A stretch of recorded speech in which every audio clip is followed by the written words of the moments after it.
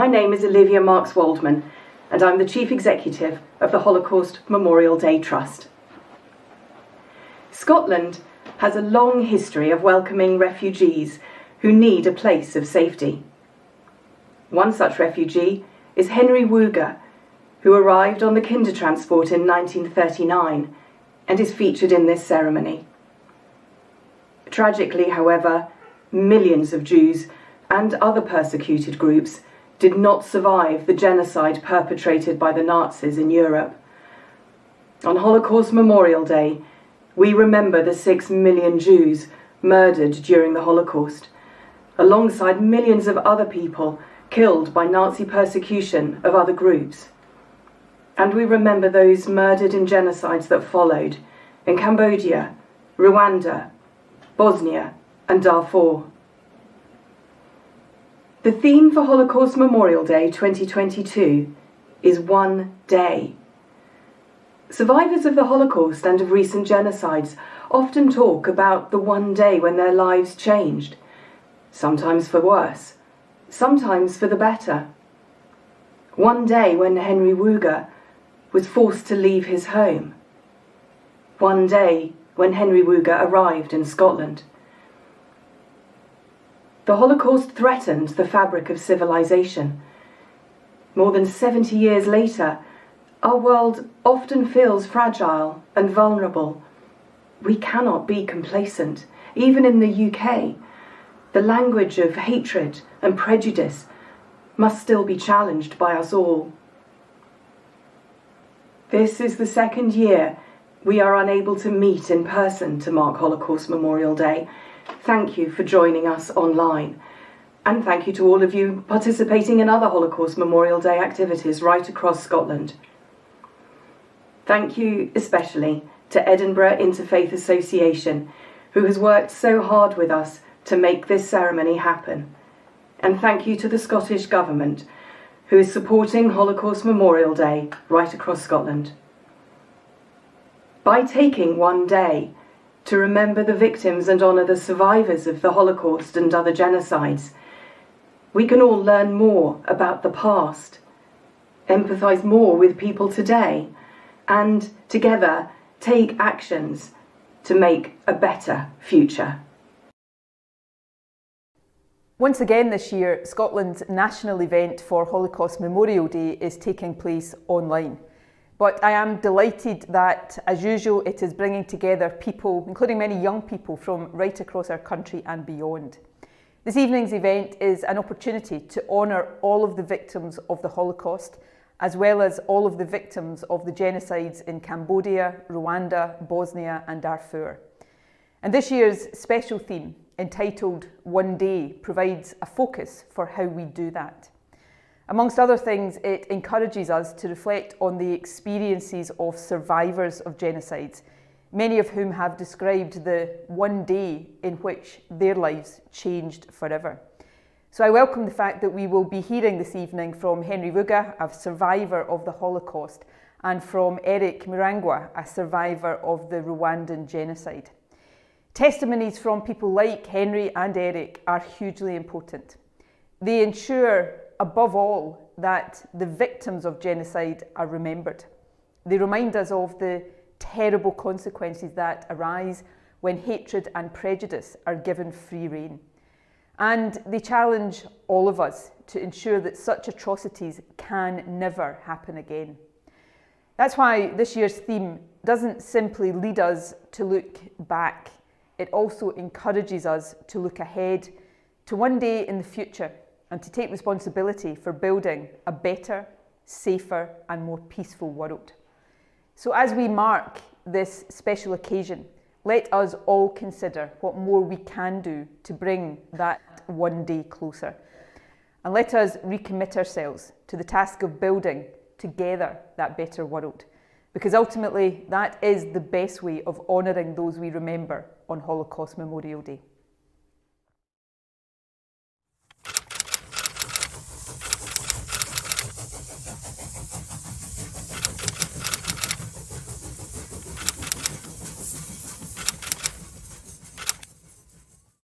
Nuremberg is a really Hitler town. We had the annual rallies in Nuremberg.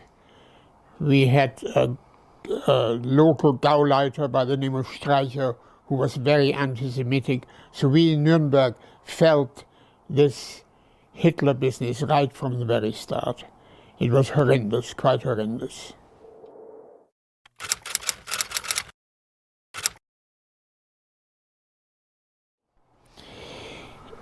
It was extremely difficult. Then in 1935, Hitler published the Jewish laws, the anti-Jewish laws. It meant that your parents lost their livelihood. Whether you were a doctor, a lawyer, or a shopkeeper, you could only deal with other Jewish people, which meant, of course, that your income shrank and you were persecuted. We knew from that moment on that there's no future for us in this country. We need to try and get out of it.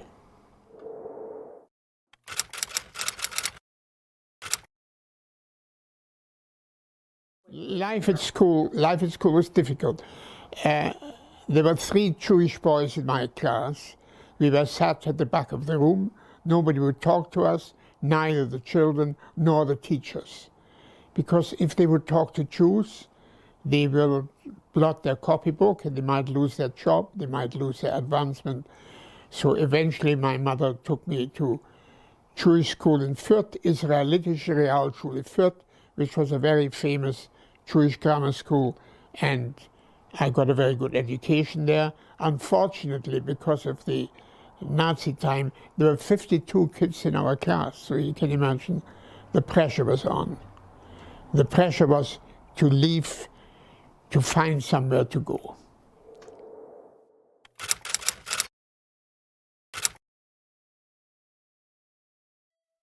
Kindertransport was the most fantastic rescue operation ever. Jewish community in London, some high-powered people said, let us at least collect money to bring the children out. And the Germans agreed that to let the children go. So this was organized immediately, and committees were set up to find ways to take children to other countries. In Britain, a lot of money was raised and trains were arranged, and children came to Great Britain. About 9,500 of us were allowed to come into this country alone, only unaccompanied children, no parents, no nothing else, only unaccompanied children. But a wonderful rescue operation. Eventually my parents, we found someone in Glasgow to take me, to guarantee for me, and we left Nuremberg by train. The train was full of children, some aged 6, 7, and 8 years of age. They were howling, they were absolutely crying terribly, never been away from a mom and dad before. When after a few hours we got to the Dutch frontier, even there, once the Nazi guards left the train, even the young children who had no idea what's happening felt the pressure rise from their shoulders. And eventually we were received in Holland, ladies with hot chocolate and sandwiches and apples. And eventually we crossed by boat the Channel to Essex, to Harwich, and from there by train to Liverpool Street Station.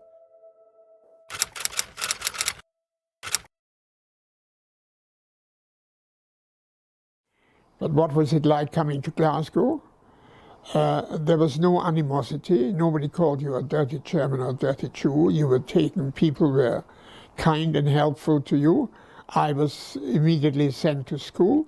I went to Queen's Park School for a few weeks, which was fine. I was the only foreign boy in my class, but there was no animosity. People were friendly. And then, of course, the war broke out, and things changed immediately. We were evacuated. The government suggested we should be evacuated to the country. I was evacuated to Perthshire. While I was in Perthshire, I went to school there. It was very, very nice. The headmaster at my school looked after me, being the only foreign boy. I got a reasonable education, and I was in Persia for 6 months. And then when war broke out, of course, the problem was no communication with your parents. With a foreign country, everything stops. No telephone calls, no letters. So how am I to get in touch with my parents? Would they know I'm still alive? I had an uncle in Brussels. I sent letters to my uncle in Brussels, who forwarded them to my parents in Nuremberg. And then they came back, Nuremberg, Brussels, Glasgow a few times. They were censorship. The letters were opened. I was charged with corresponding with the enemy. I was arrested. I was taken to the High Court in Edinburgh. And within half an hour, I remember the name of the judge, Sir John Strachan. Within half an hour, we came to this country as friendly enemy aliens due to religious persecution. Within half an hour, I became a dangerous enemy alien, category A, because of corresponding with the enemy, which was a very serious offense in wartime.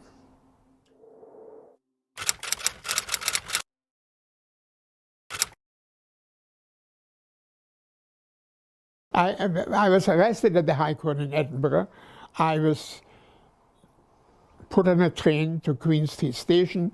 2 detectives took me home, gave me an hour to pack, and then took me to the police station. But being Scotland, the sergeants in all taken as under 17, not allowed in a cell, Scotland being a civilized country, right? So I ended up in various camps, which were not very nice. And eventually we were sent to the Isle of Man. Before we were sent to the Isle of Man, we were in various camps here. One in Edinburgh, which was, well, it was difficult. When we got to the Isle of Man, we were taken to the other side of the island, Peveril Camp Peel. We were well treated. We had enough to eat, but we were behind barbed wire. We had no freedom. We couldn't do anything, yes? And it was very hard. Okay, I was young. I was surrounded by lots of German and Austrian and Czech Jews, highly educated professors, school teachers. And to me, it was like a university. It was quite tremendous to be there, to see, for example, you know, these older people, no wives, their wives were not in turn.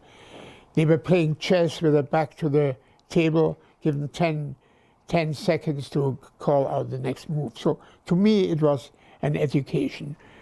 We were not ill-treated. The problem is MI5 really suspected that my letters contained some information. And I got a new roommate who turned out to be an MI5 officer, we found out eventually. He tried to get me drunk, he tried to get information I didn't have.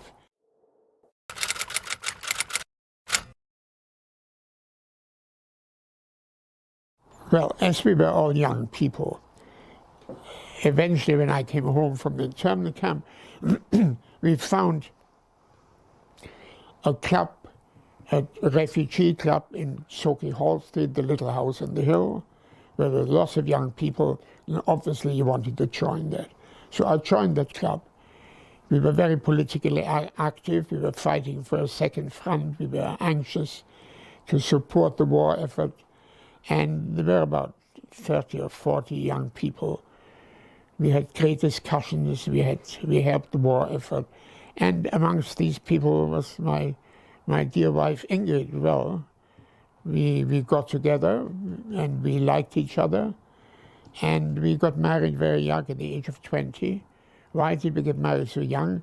Ingrid's parents left Germany before the war as a domestic couple. And I was not marrying a girl, I was marrying into a family, which when you're on your own, it was really, when I think back on it, was very important. So we got married very young, and we settled down in Glasgow, and we've been in Glasgow ever since.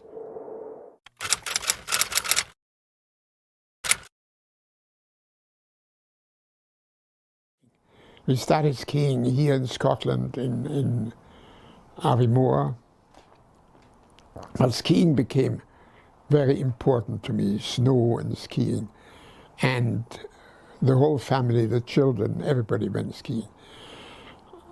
Through the skiing, then I found many disabled people, blind people. I skied with blind people. And then I found British Limbless Ex-Servicemen's Association, and I joined them.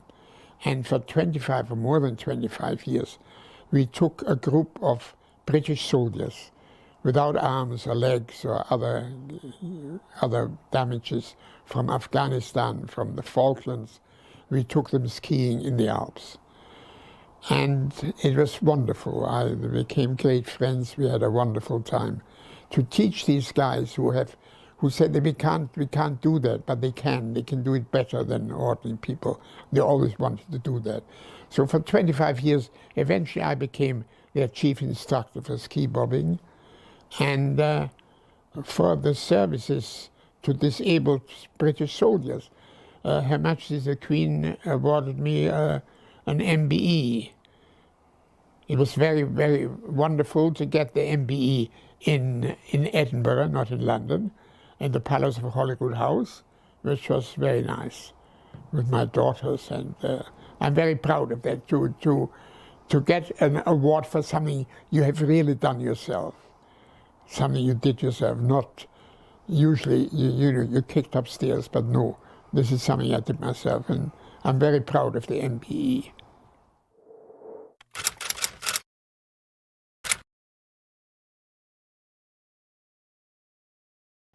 When I think of it, in Germany, they sat around a table in Berlin at Wannsee. They sat around a table and decided to order barbed wire, to order gas, to order concentration camps, and simply to eliminate people altogether, which is just too horrendous to think of. And for that's why we thought it is important that these things should not be forgotten, that they should not happen again, that we should, because things are in a bad state all the time. I mean, refugees from everywhere. We have a big refugee problem now. And as a refugee myself, when you come to a country and you're given a hand, which is quite tremendous, that really helps you.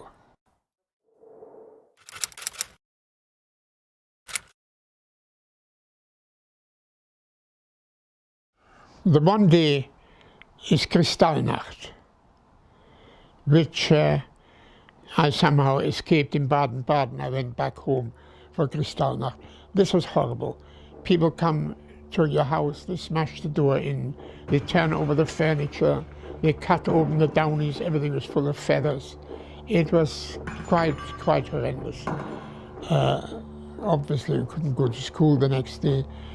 All the shops were smashed in, glass everywhere. That's why it's called Kristallnacht, you know, because everything was smashed up, your crockery was smashed up. It was horrendous. I mean, in 2 nights, 9th and 10th of November. So you can see, they said the German people rose up against the Jews. Nonsense. It was an absolutely well-organized affair all over Germany. 1,000 synagogues were set on fire. So that was the end story. After that we knew, let's get out of here. But who will take you in? That was the next problem. We were lucky with Kindertransport, very lucky.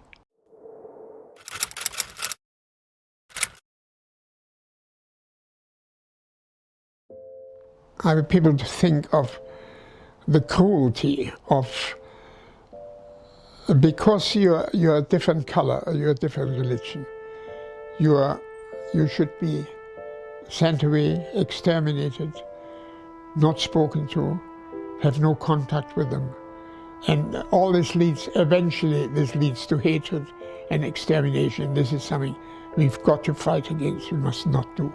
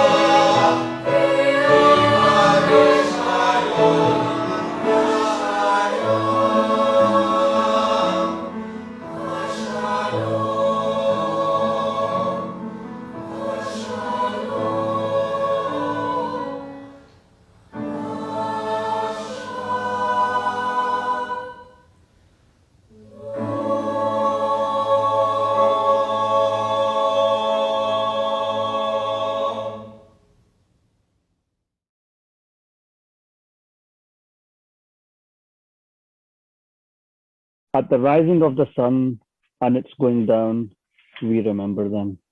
At the blowing of the wind and in the chill of winter, we remember them. At the opening of the buds and the rebirth of the spring, we remember them. Blueness of the skies and in the warmth of the summer, we remember them. At the rustling of the leaves and in the beauty of autumn, we remember them. At the beginning of the year and when it ends, we remember them. As long as we live, they too will live, for they are now a part of us as we remember them. When we are weary and in need of strength, we remember them. When we are lost and sick of heart, we remember them. When we have joy we crave to share, we remember them. When we have decisions that are difficult to make, we remember them. We have achievements that are based on theirs. We remember them. As long as we live, they too will live. For they are now a part of us as we remember them.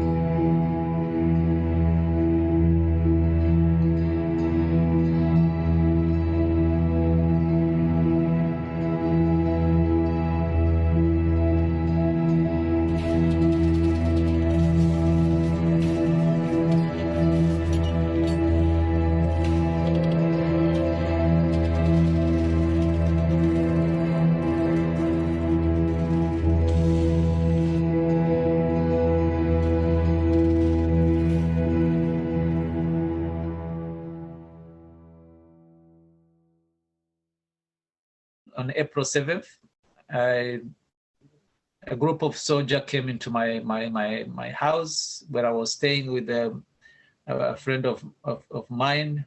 We lived in the neighborhood of Nyamirambo, and they were coming basically to kill us, as they had been doing that in other places. So as they got into our house, something happened.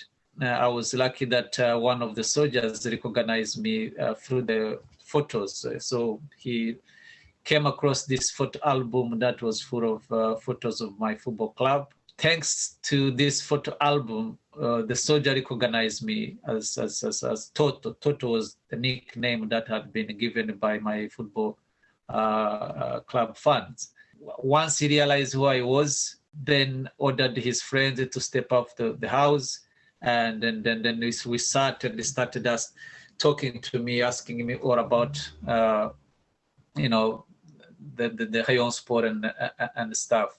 That moment basically spared my life. And for the next 2 or 3 months that followed, I went and stayed with my teammates, and these teammates were Hutus. They went out of their way to help me. They paid their own money to rescue me from the hands of militia who came looking for me.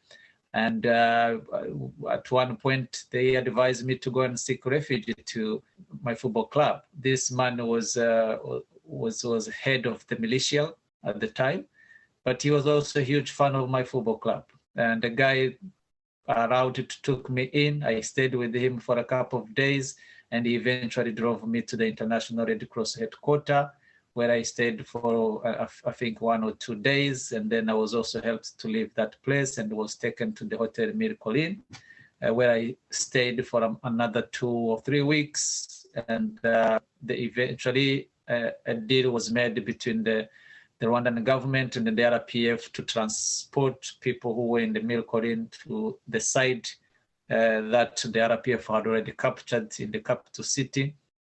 And that's how I met my survival, basically. During that period of 100 days, I was lucky that most of my family members survived, but one, the youngest member of our family, a young brother who was only 7 years old at the time, was killed. And but I also lost more than 85 extended family members, my aunties, my uncles, my nieces, nephews, were part of the over 1 million victims that we've had in the genocide. So to conclude, this has been the journey of me in this tragic history of Rwanda. But like many Rwandans have refused to be stuck in the past. I've tried to recover, to find a way of healing, and sport and storytelling has been very important part of my process of healing and recovery. And I've been using that for the last 15 or so years, trying to highlight the power of sport, how it came to my rescue, and how it can also help people to understand what happened, but more importantly, how it can help younger people to not be able to suffer what many young Rwandans suffered during those periods.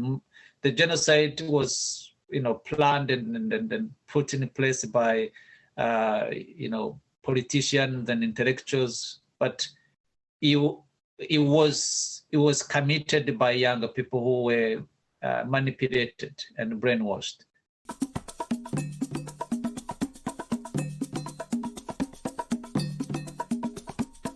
So as a history student, I would like to ask, what is your say about genocide prevention in the informal sector, not only in Rwanda, but in the world at large? Because we tend to prevent genocide from class, we tend to prevent genocide from history classes, and forget that even through the football teams like you, Mr. Eugene, like in different other sectors, music sector and the entertainment sector that most of us neglect, can also raise up hate and discrimination ideologies. What is your say about raising genocide prevention ideas and teaching genocide prevention in the sectors that are not formal, meaning the entertainment sector, the sports sector, among very many other sectors? This is something that I've been trying to do for the last 15 or so years.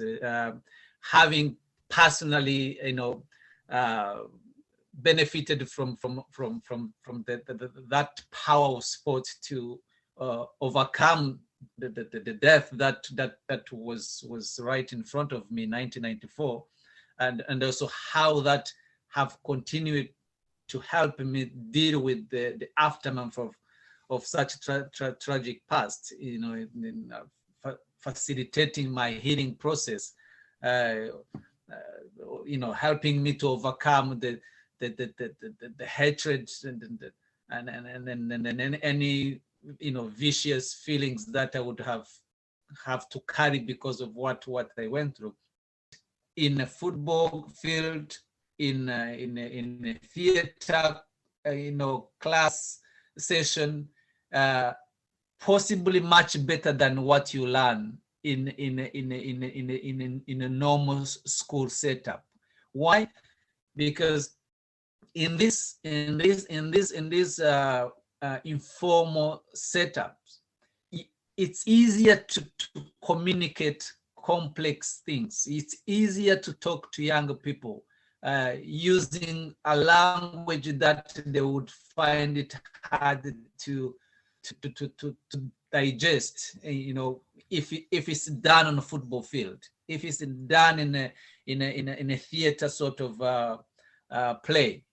So this is very important, and this is something I have been doing with a number of schools here in the UK, and I know there are some schools that are also doing that back home in Rwanda, but it's not something that have been understood in a much wider way. I really hope more schools can understand this, more teachers can understand this, and go on to use these informal settings to actually help young people understand these complex subjects we're talking about.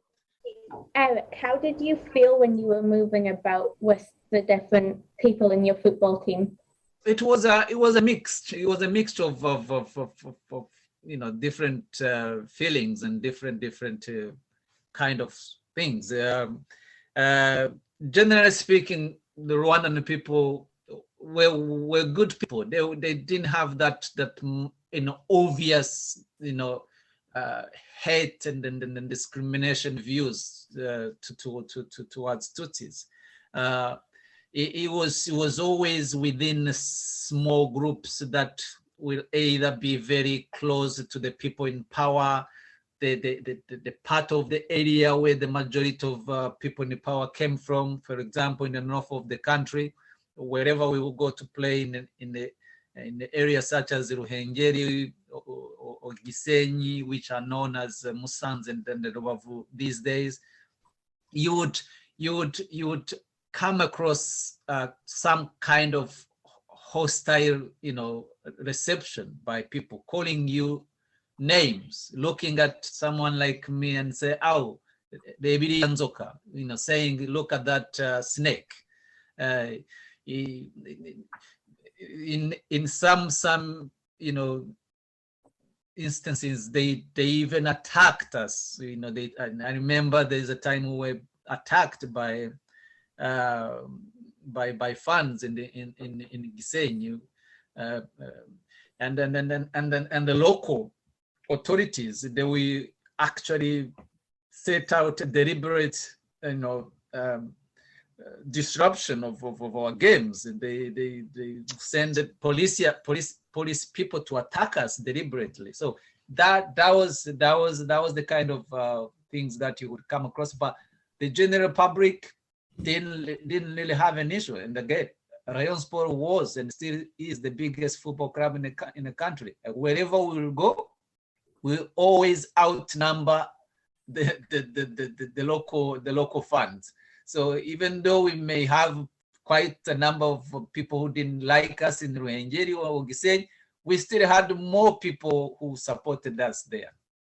We wanted to ask what you feel towards like the Belgian colonizers who helped like set up the situation that caused the Holocaust, and also towards the people like within Rwanda who orchestrated the genocide.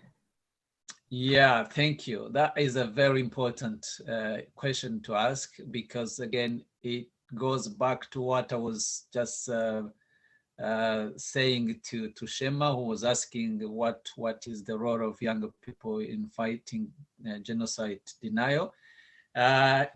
You need to understand the historical background of Rwanda to be able to understand everything. And Belgium has a central part in it. So as I mentioned at the beginning, Hutus and Tutsis were not seen, they didn't see themselves as different people, as tribes or ethnic, you know, sort of groups. But it was the Belgian who came up with these theories of making them seeing themselves as completely different people who came from different parts of the world, who had different characteristics, you know, as human being. So the Belgian really, you know, they started this whole thing about genocide without their theories, without, you know, bringing up the crazy idea of identity card, without you know, pitting the two groups during the period of independence. There is no way the genocide against the Tutsi in '94 would have happened. They really facilitated that big time, and unfortunately, this is how most African, you know, sad, tragic past have happened. There is always a hand of colonial time. So this is important, especially in this part of the world, where we tend not to teach our younger people much about that past and the role of these particular countries have played in such a tragic and sad history. So yeah, Belgium definitely contributed so much into that, even though it was made possible by us Rwandans.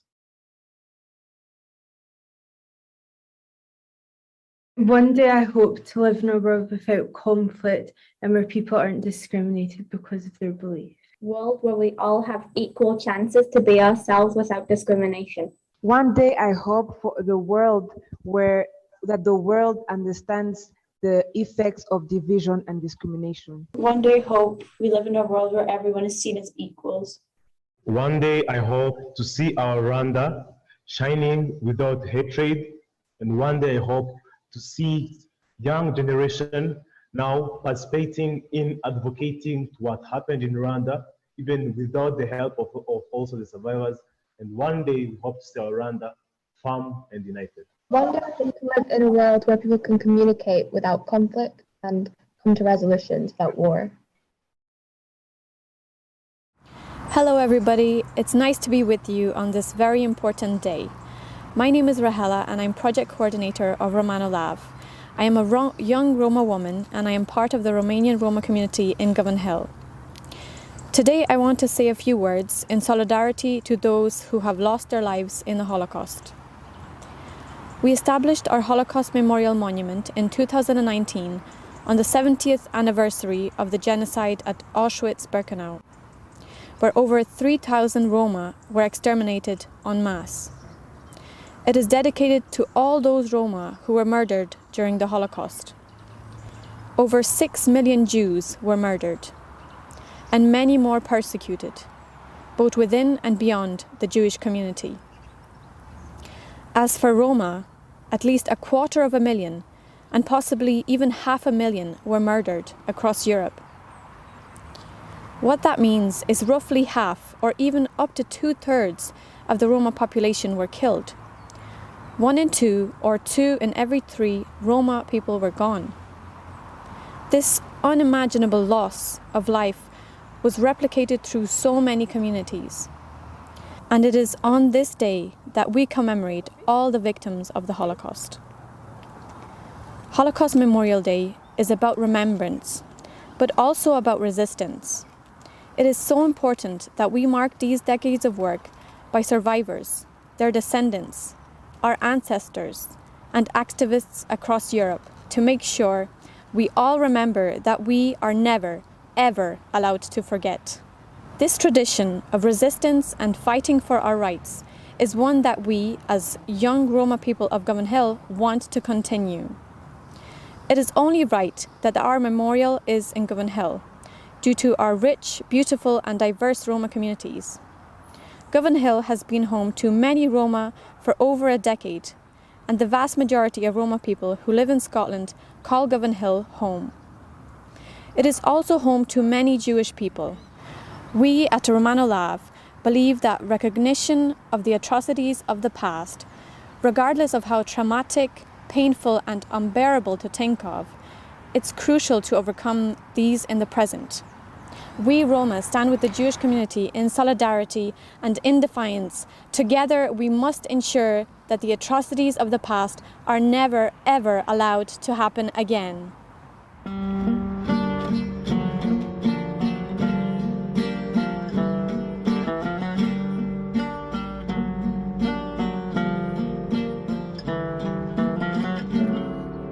Sarokamoro zadziała, zadziała, zadziała. Ima prema na uża, tu na uża, na uża.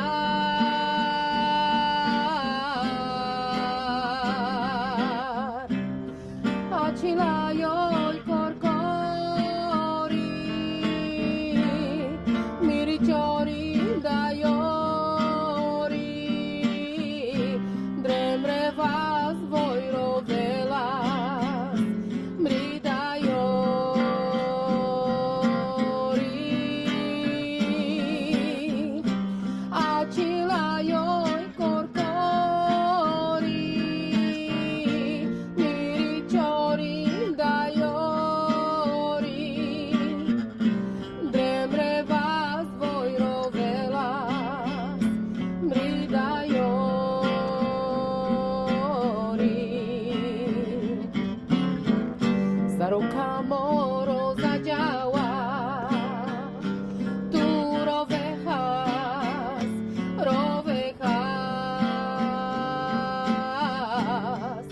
Mama prema na užar, tu na užar, na užar.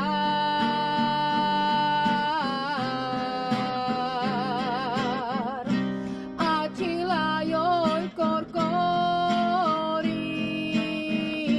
miri čori da jori, drebre vas vojro velas, mrida jori.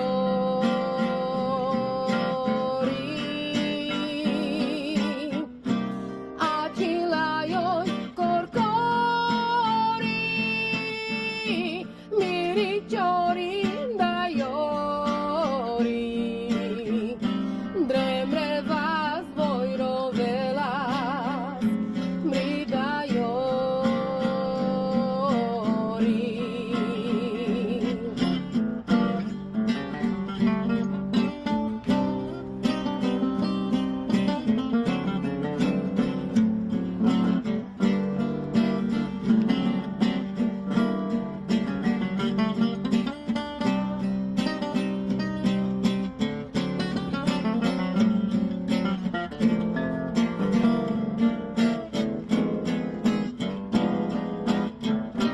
Acila joj korkori, miri čori da jori, drebre vas vojro velas, mrida jori.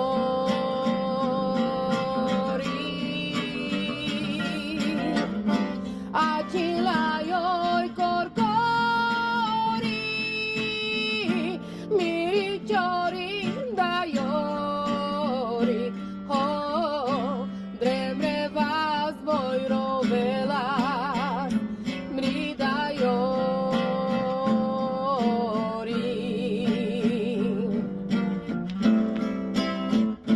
mrida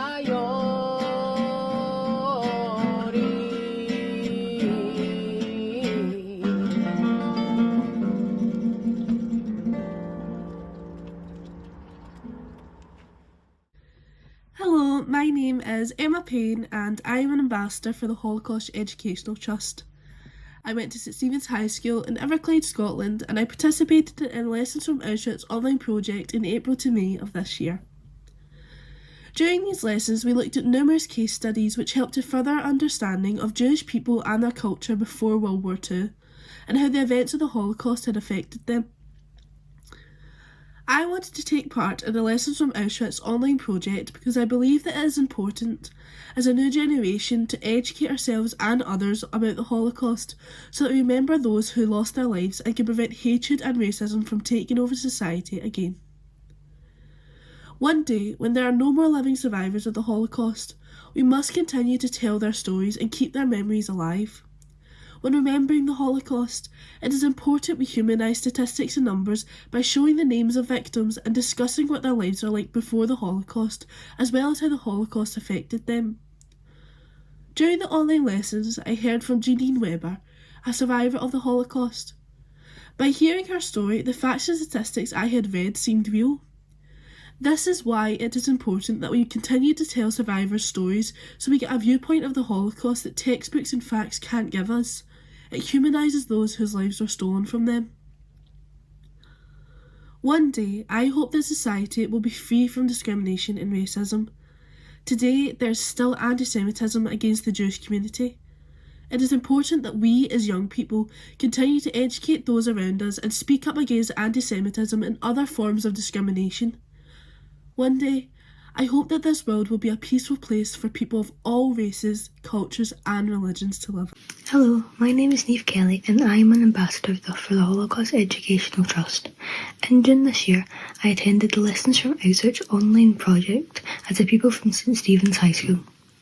We were able to hear first-hand accounts of the Holocaust from survivors and view different locations within Auschwitz-Birkenau Memorial Museum through virtual reality. Through this project, me and my classmate were then able to take what we had learned and create a video to be shared in our school highlighting the importance of remembering the Holocaust. One day, families were together and by the next, they could be heading to concentration camps, fleeing from their homes or losing loved ones. This was reality for Jewish families all over Europe.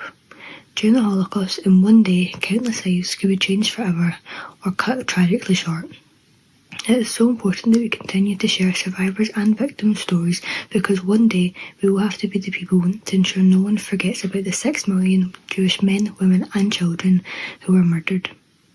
We must preserve these stories and learn from the Holocaust so that one day we will live in a world where horrific events like the Holocaust can never happen again. One day we will live in a society that accepts everyone for who they are, a society without racism, hatred and genocide. As an ambassador for the Holocaust Educational Trust, I share what I have learned about the Holocaust to help my generation work towards this vision. It's been an honour to join you this evening for Scotland's National Memorial Ceremony. Firstly, I'd like to offer my thanks to all those who have been working in the background in difficult circumstances to ensure that this event continues to be a success. I'd also like to express my thanks to everyone who has contributed this evening, including Romano Lav, the Dollar Academy Chamber Choir, and to all the young people who have provided some beautiful artwork on the theme of One Day. I've been extremely moved, as I'm sure everyone has, to hear the testimonies of Henry and Eric and how their own lives changed so drastically one day. Their experiences as a stark reminder to all of us that we should take every measure possible to ensure that such terrible events never happen again. And whilst these stories are heartbreaking, they're also ones of great courage and inspiration. Although they were in different countries, decades apart, it's comforting to hear how some people united to offer Henry and Eric and others like them care and support during some of humanity's darkest days. And it's only through the sharing of such stories that we can ensure that the devastating impact of the Holocaust and the subsequent genocides in Cambodia, Rwanda, Bosnia and Darfur are never forgotten. Although Scotland is an open and tolerant society, this doesn't mean that we are immune to hatred and prejudice. Hearing these stories is a timely reminder of what can happen when pernicious hate and othering are left unchallenged.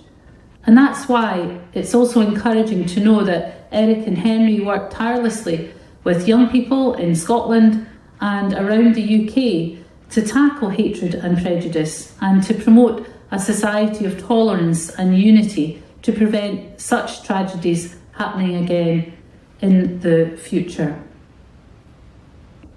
So, this Holocaust Memorial Day, this one day, I'm glad that we have all come together to learn from the past and to redouble our collective efforts to create a better future for everyone. I light this candle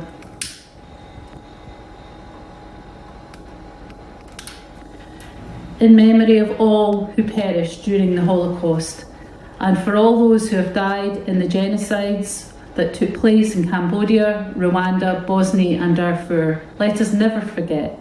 Let the light symbolise hope for a world one day without hate, without war and without genocide. A world of peace. Mole rachamim shochen b'miromim hamitzei menucha nechona al kanefei hashechina b'malois kedoshim tahorim כזוהר הורקיה מזהירים אס נשמוס 6 מיליוני אחינו בני ישראל שנהרגו ושנשחטו ושנשרפו ושנטבעו ושנחנקו על קידוש השם על ידי הצוררים הגרמנים יימח שמם וזכרם. בעבור שאנו מתפללים לעילוי נשמותיהם בגן עדן תהא מנוחתם. לכן בעל רחמים יסירם בסתר כנפיו לעולמים. ויצרור בצרור החיים את נשמתם שם הוא נחלתם. וינוחו בשלום על משכבם ונאמר אמן.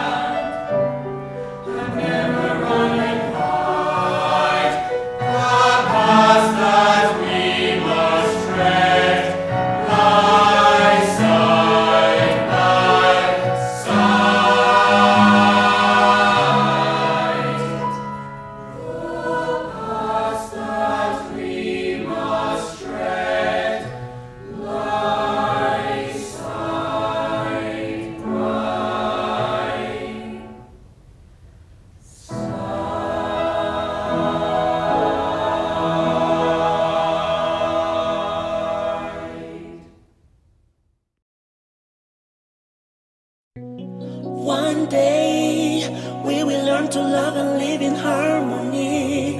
Let our hearts lead our way. Oh, one day,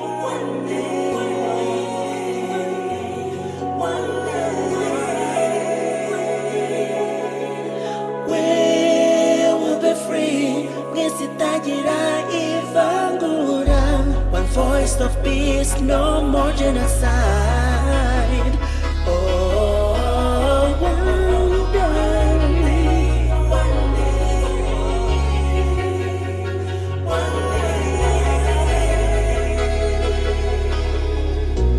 I'm not here to make you cry.